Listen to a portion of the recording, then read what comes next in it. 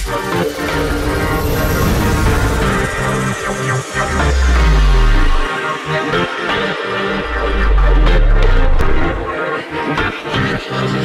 time, episode hari ini kalian pasti tahu kan sinetron Hikmah 2.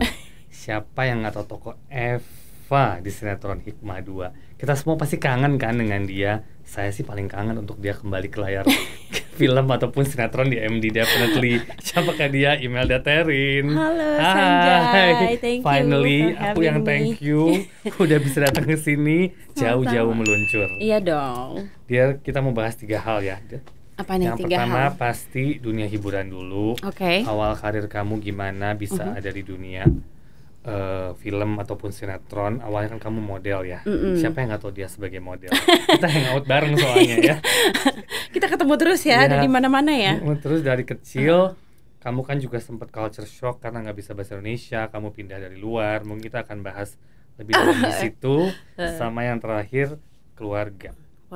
Tentang anak, tentang how you. Anak kedua kan? Anak 2.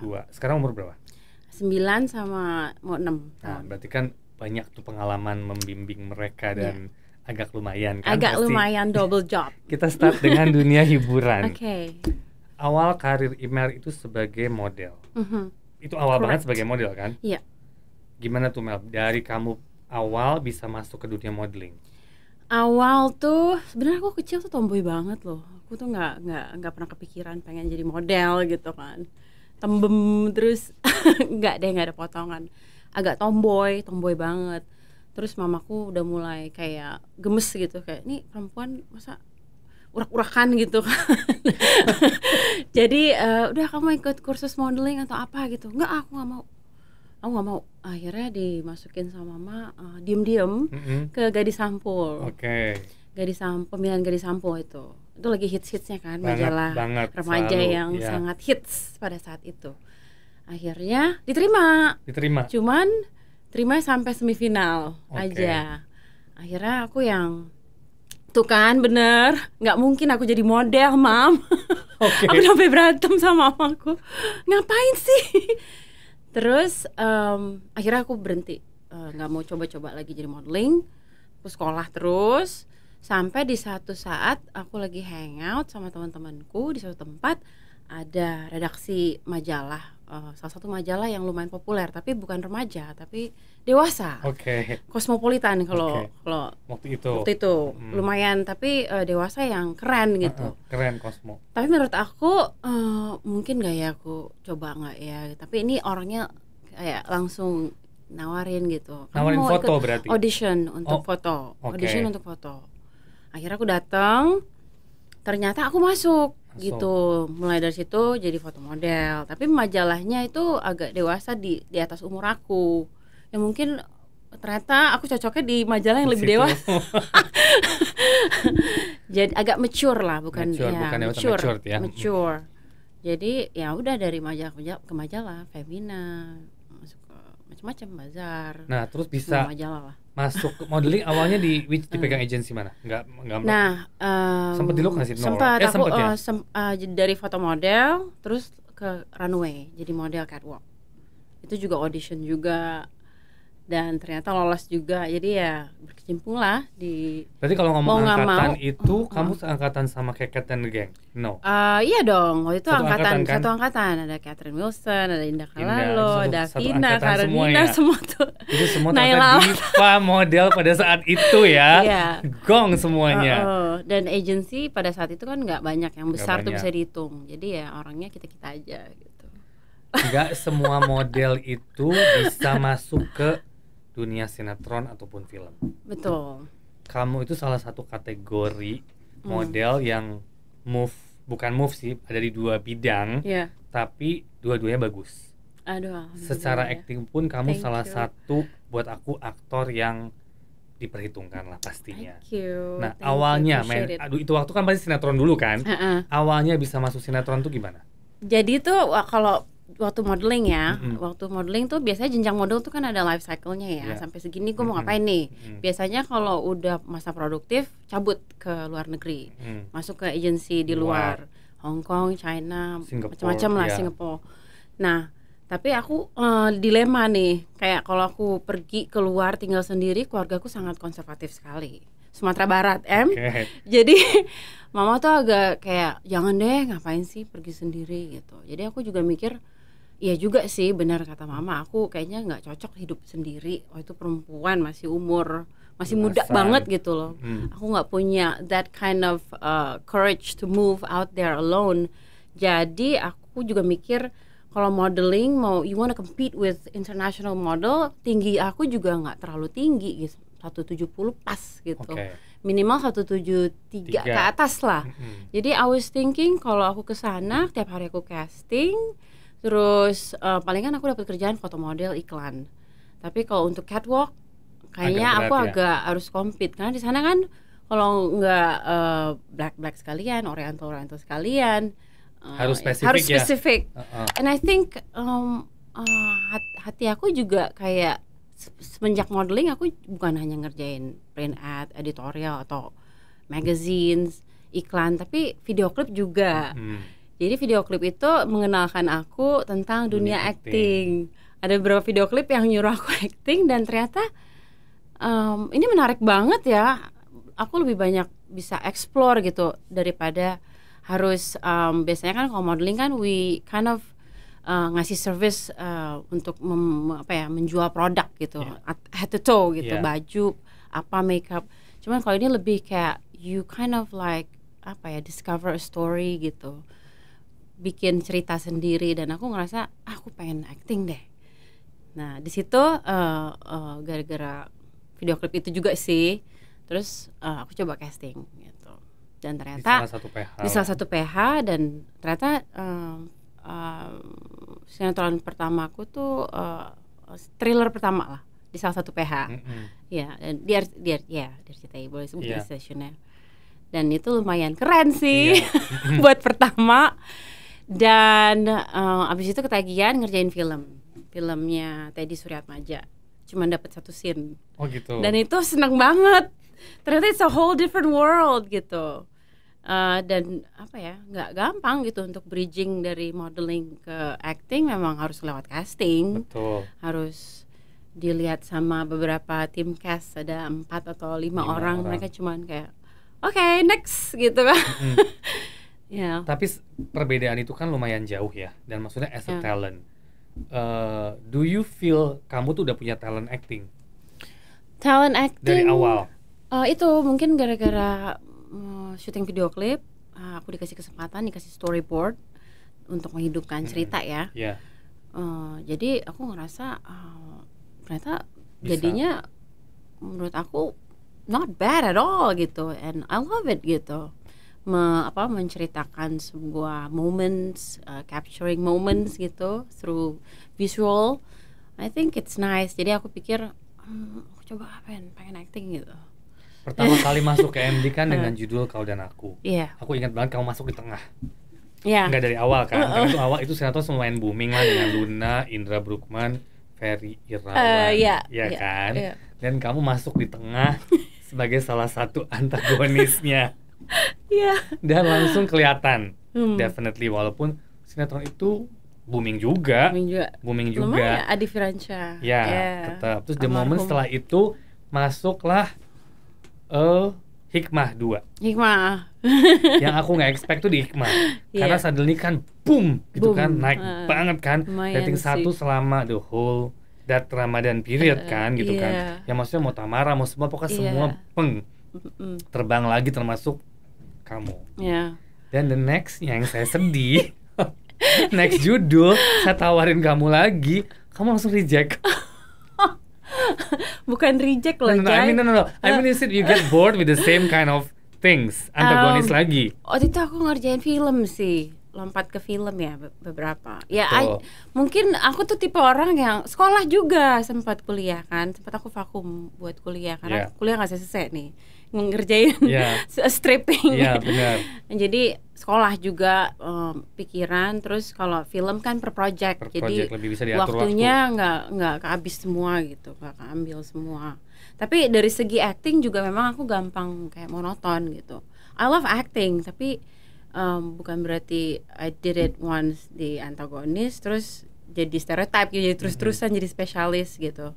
Aku ngerasa I have to try something new gitu. Kalau enggak aku nggak akan nggak akan I don't know, it's not a challenge anymore. Jadi makanya aku terjun ke film gitu. Tapi gini, di waktu itu kan ada nggak kepikiran that time Hikmah was a big hit. Iya. Kamu juga naiknya. Seneng banget sih review orang. Iya, dan kamu naik banget di situ. Ceritanya juga bagus, pemainnya juga bagus. Kan maksudnya some people take the chance, take the moment. Itu kan momen kamu lagi tinggi-tingginya. Biasanya orang nggak mau berhenti nih, dang ya, kasarnya cari duit lah. Karena momentumnya di situ kan. Karena kan momentum tuh bisa naik turun kan, kita nggak pernah tahu. Benar. Apa yang di pikiran kamu ada pada saat itu kok bisa? Oke, gue lanjutin kuliah, gue move dulu. Kamu lumayan vakum lama. Walaupun film 1 ada, tapi kan vakum lama. Yes. Dimana secara grafik menurun, secara grafik ya, bukan secara acting, secara grafik menurun. Apa yang ada di pikiran kamu saat itu? Kenapa nggak ngambil that moment yang paling penting dalam hidup kamu? Gua hajar deh. Iya. Waktu habis ya kan, karena aku ngerasa udah banyak aku habisin waktu gitu di TV kan setiap hari gitu running. Terus sekolah mulai terbengkalai. Aku udah cuti kebanyakan. Jadi that's my priority sih. Aku harus nyelesain sekolah karena ya gimana pun juga tugasku sebagai anak emang harus nyelesain sekolah. Terus kedua, aku nggak melihat itu sebagai penurunan. Tapi once I choose untuk pindah ke film, aku melihat sebuah kenaikan sih. Karena I explore so many roles, walaupun belum besar, tapi I learn a lot gitu. Aku banyak dapat ilmu gitu. Dari satu film ke film itu menurut aku banyak coaching acting, banyak pembelajaran, banyak reading. So for me itu buat aku, I think kalau people punya passion you always want to find apalagi yang bisa aku kerjain sih, apalagi yang I can deliver gitu. Dibandingin aku ngerjain satu yang itu terus dan monoton. Toh I already prove it that I did it gitu. And aku bisa menghibur pemirsa di rumah, itu rasanya seneng banget, nggak dibenci ya. Sempet takut dibenci. Kan? Tapi ternyata ditonton dan di review, dan reviewnya juga lumayan membanggakan gitu. Betul. Buat aku dan keluarga. Jadi emang aku kerjanya juga pakai hati sih.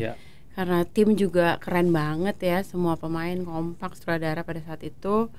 Jadi buat aku itu sebuah that's it gitu loh, I'm happy gitu. And then what's next gitu? I have to finish my school and I want to take another roles, different roles kayak gitu-gitu. Tapi nggak kepikiran bahwa in terms of money setelah Hikmah, you can ask for anything, people will pay you.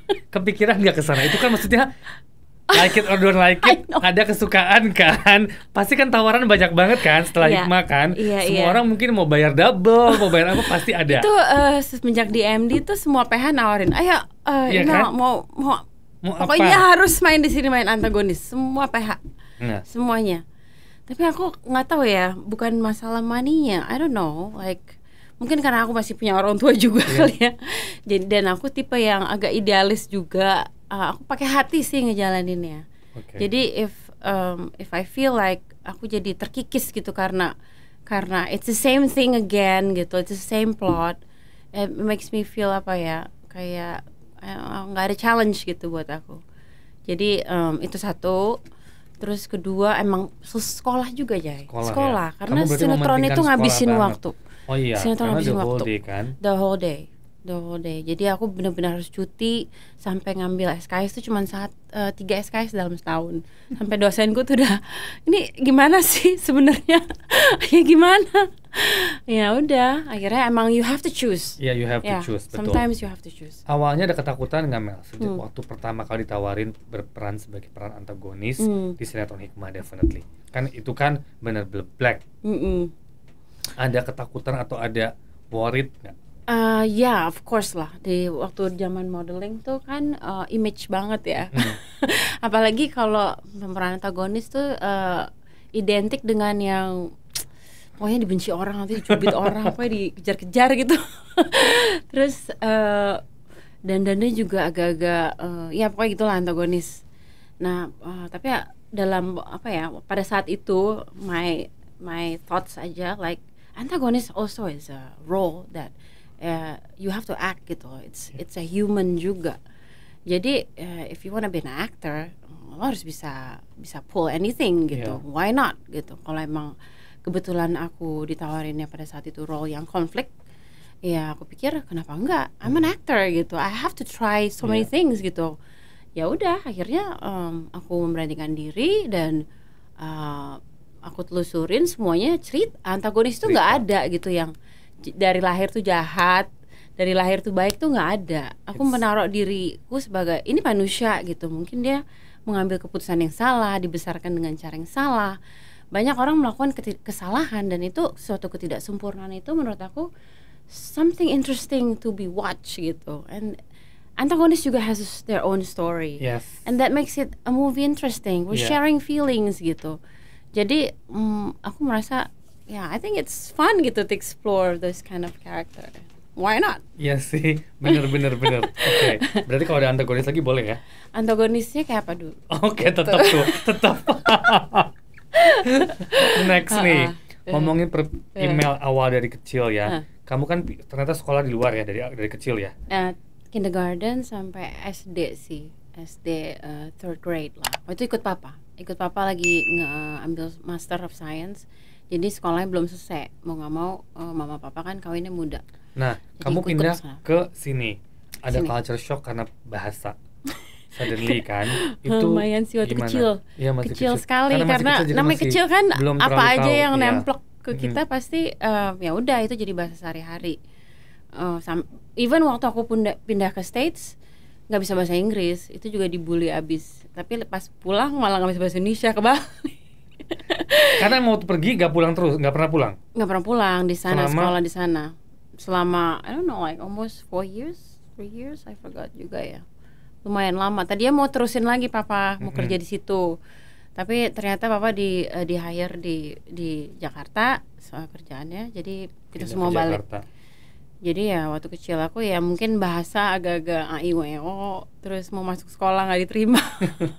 Sekolah swasta itu kan biasanya mereka sangat bahasa kurang, gimana mau keep up with everything. Jadi ya udah, struggle-nya itu sih, pindah sekolah, terus udah gitu aku agak gagap. Memang sampai sekarang kebawa sih agak gagap gitu, karena ya bahasa Indonesia kan ada bahasa Indonesia kita kebagi dua ya, ada slang bahasa Indonesia sama bahasa baku. Jadi ya gitu deh. Susah. Tapi sekarang udah di Indonesia terus malah kebalik lagi ya. Bahasa Inggris yang bingung ya.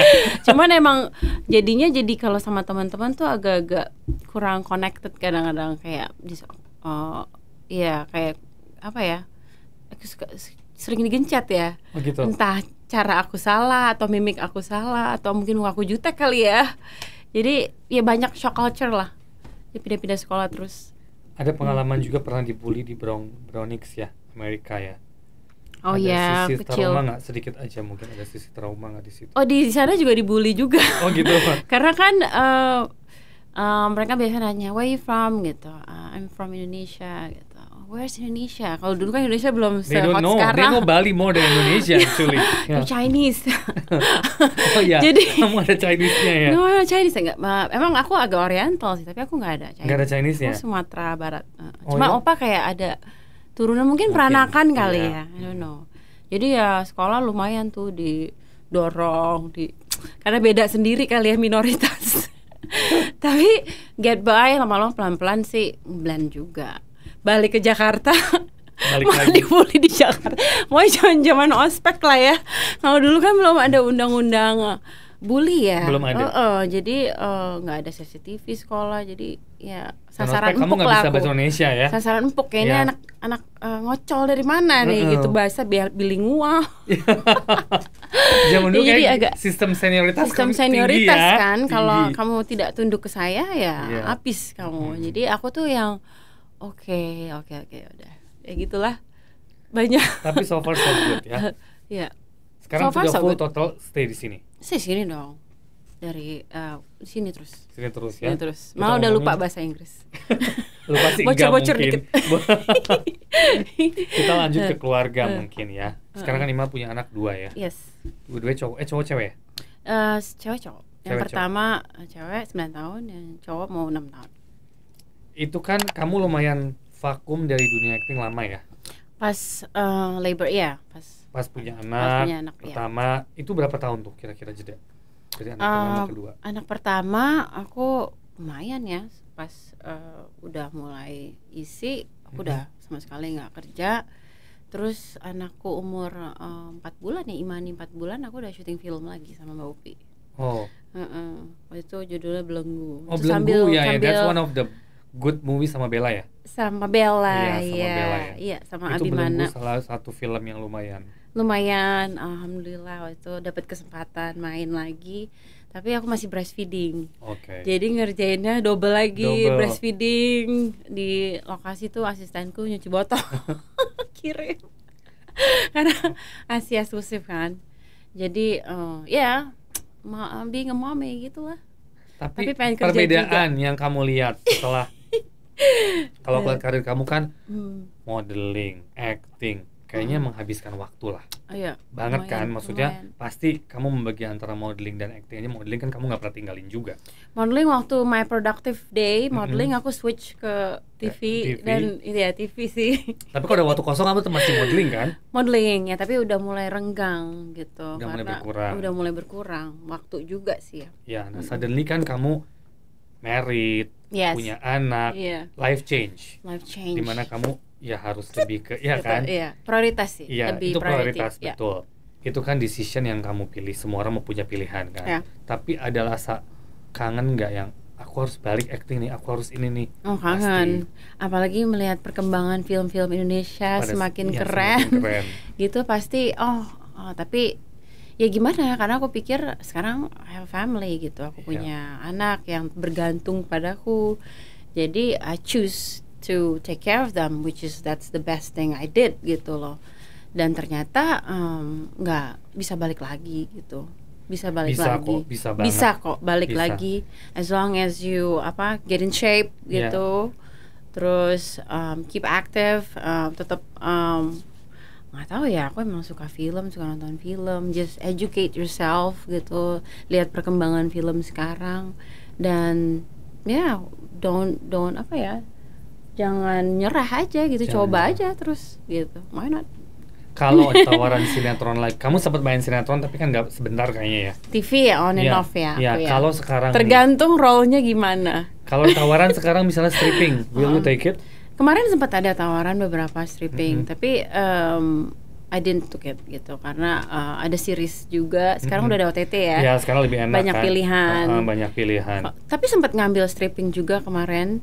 Dan it was fun gitu, kangen juga gitu kan, syuting cepet gitu. Tapi masih kuat dengan ritme karena kerja anak-anak udah gede, anak-anak udah gede.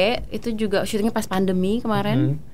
Jadi sekalian get out of town. Sekarang kan syutingnya di green zone ya, daerah-daerah puncak ke atas. Cuman protokol aja yang ribet ya, protokol. Tapi kangen juga sih syuting di TV. Cuman aku kalau udah ambil satu project aku istirahat dulu gitu. Karena kalau terus-terusan habis waktu buat keluarga juga jadi agak jarak gitu ya. Di balance lah Jai. Terus film gitu. Kalau aku lihat kamu berakting nggak ada yang nggak bagus sih for me ya. Really? Terakhir aku lihat film kamu itu yang sama Kimo. Yang mana? Oh iya, Ratu. thank you. Itu buat aku one of the best your as an actor ya. Maksudnya karena di situ role kamu juga mungkin paling nonjol kali ya. Really? Lumayan. Yes, you are. Gimana tuh awalnya bisa kamu terima film itu? Casting juga, casting. Waktu itu timnya Kimo casting. Terus ada coba beberapa role. Terus ya udah I did it. Terus udah gitu let's do it. Cuman ada satu notes, kan itu filmnya agak-agak ini ya, atribut film yang lama, which is yang berhubungan dengan santet. Dan santet itu membawa binatang-binatang itu kan. Aku cuma note sama sutradara, aku punya fobia sama kelabang kayak ular gitu kayak gitu aku nggak bisa.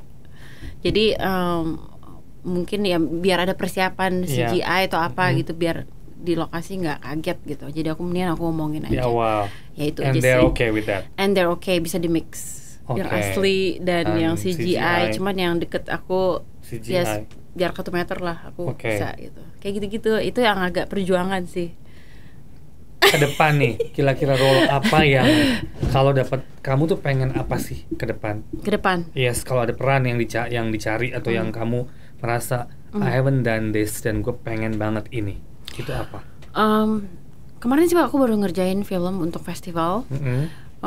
Yang mengangkat isu-isu sosial. Isu-isu yang apa ya, di masyarakat tuh jarang dibahas, tabu, something that engage with audience gitu.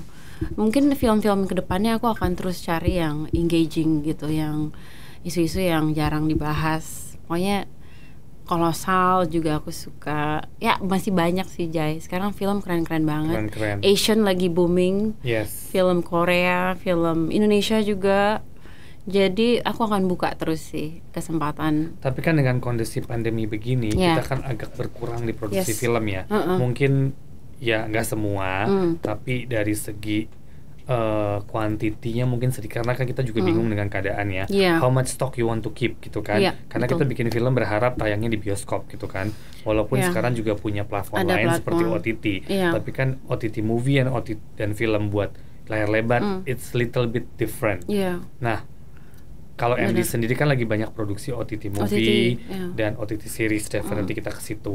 Jadi hopefully we can do something very soon ya. Let's go. Yes, why not? OTT juga kayak film kan? Kayak film, betul. Even I watch OTT at home udah enggak. Kita sekarang larinya ke situ ya, mau nggak mau ya. I wish I can watch movies again di teater gitu. I know, I think hopefully ya, mudah-mudahan ya.